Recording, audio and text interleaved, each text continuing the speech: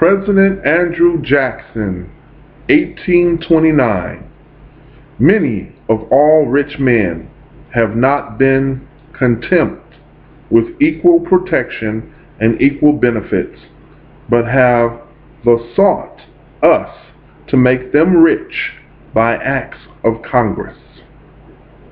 This was in 1829, and here it is 2012, and nothing has changed. Well, here's my 5 points plan. I created this when I went downtown to join Tim Franzine in the fight against Wall Street. With all due respect to Tim, his family is pretty well off. And my store closed down in 2010 from me working full time to getting cut down to 30 hours to 20 hours to 19 hours to 17 hours to 10 hours, and now finally 5 hours a week. $100 a month income since 2010, and people are like, oh my God, how do you make it, man? What are you doing? What am I doing? Well, when I had first got out of work, I was selling Avon and water. I would take $5 and go into the dollar store and buy a 6-pack of water and some lollipops, and I would go home and go over my homegirl house, put it in her refrigerator and freeze it, and sell each water jug for $1. I was hustling. And the rest came from church organizations and the shelters. Well, anyway, here's my 5-point program for the government. Number 1, we cut officials' salary. We have over 400 people, officials. Officials say, when they say officials say in Congress today, officials say officials are assistants to senators and congressmen, and their assistants, and they have assistants who assist the assistants and see those assistants. And each one of these people get $180,000 a year off taxpayer money to be the assistant of the assistant to the assistant of the assistant. The water boy gets $60,000 a year, and they don't do nothing but shine seats. They do nothing. The gopher who goes to Dunkin' and get coffee, he gets a $40,000 a year salary. It's ridiculous. I remember in 1988, after Wall Street fell in 87, Congress passed and gave themselves a $22,800 apiece raise. People were jumping out of windows because they didn't have any other thing to back up on. They went their whole lives. They went to school for economics and became brokers and traders. And then when the stock market crashed, they didn't want to live below the poverty level because they seen what was going on, and mainly in the black population, minority population. When I say black population, I don't mean black-skinned people. I mean everybody who was broke. I mean whites, Mexicans, blacks, old people. Old people were eating pet food because it was cheaper than human food in the 80s. And these people gave themselves a $22,800 apiece raise. Now, this is where the hip hop comes in at. Oh, wait. First let me get this out, because I can go on and on. I just babble sometimes. Number 1, cut official salary to $60,000. We're going to cut and cap it. What can't they do on $60,000 that they were doing on $180,000? That saves us a pretty penny. That saves us $120,000 per $400 official. Number 2, make community college for everybody who was a U.S. citizen or stayed in that state for 5 or more years. Make community college free. It's community college. I learned this early on. Getting getting a degree from Saginaw Valley University and Saginaw Valley State University or Delta University, where I was going in Michigan, is a joke compared to a top 10 university graduate. When both of our papers come across the desk, he's going to look at a St. Clair Community College degree and he's going to look at a Penn State degree, and the guy from Penn State is going to win. And then, if the guy from Penn State was in the same office with the guy from Yale or Harvard or Oxford, oh, he's screwed, or Stafford. Then the guy from Yale, Harvard, Oxford, or Stafford is going to get the job.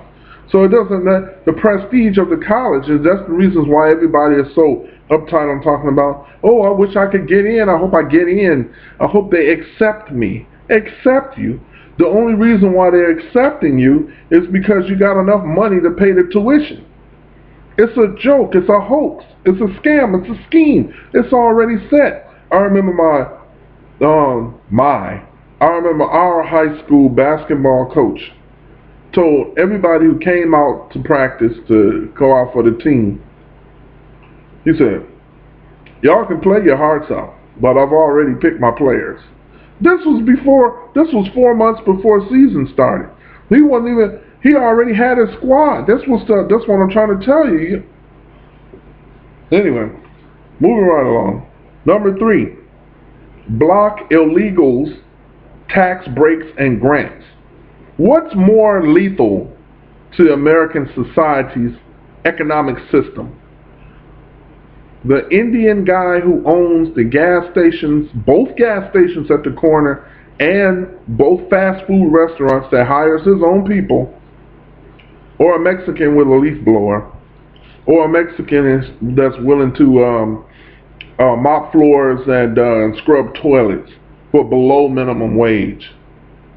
And you asking yourself, how did Kwang Lee come over to this country and Habib come over here to this country and buy all these stores out of the chain or open up a grocery store or a fruit stand at the corner? I've been here my whole life. My people been here for 10 generations, 1,000 generations.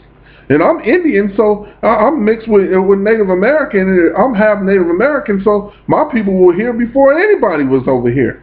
And we can't get the same thing. These people come over here under the refugee bill, or they sneak over here. Ethiopians and whatever, Russians, Mexicans, Spaniards, Ethiopians, Israelis, whatever.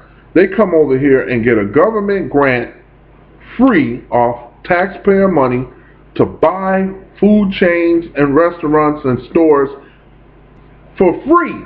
And they get a 7-year tax break. They don't have to. And they transfer the 7-year tax break over to another family member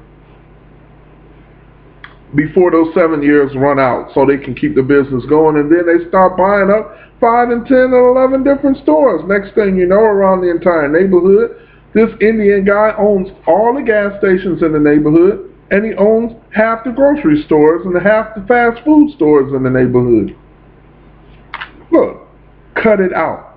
They don't get government grants and 7-year tax breaks until they become U.S. citizens. That's number 3. Number 4, move K Street.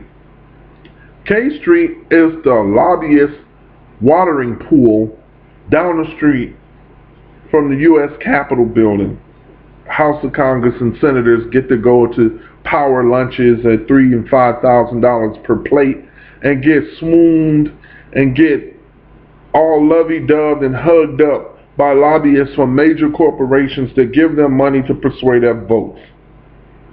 Move K Street out of Washington, D.C., 2,000 miles away. If you want to go see your lobbyist lover, Mr. Congressman and Senator, then you have to make time out of your budget to go see them 2,000 miles away outside of Washington, D.C., not down the street where you're going to meet your honey bun for lunch. Pookums.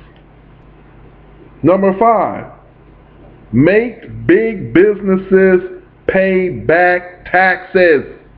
General Electric is one of the biggest corporations in the world, located here in the United States, and every nickel, penny, dime, quarter that they make in profit goes overseas to different European accounts where they do not have to pay taxes in the United States. They have not paid a tax in the United States in 50 years. Let us do that. Let you or I, U.S. working citizens, working full-time, middle-class America and low-middle-class America, working full-time, let us miss one tax payment. Let us miss one tax payment. We'll find ourselves in jail. That's the 5 Points program. I'm going to be right back because we need to talk about hip-hop and genocide. Hip-hop economics. That's what I'm going to discuss next. I'm fired up today, bro. Fired up.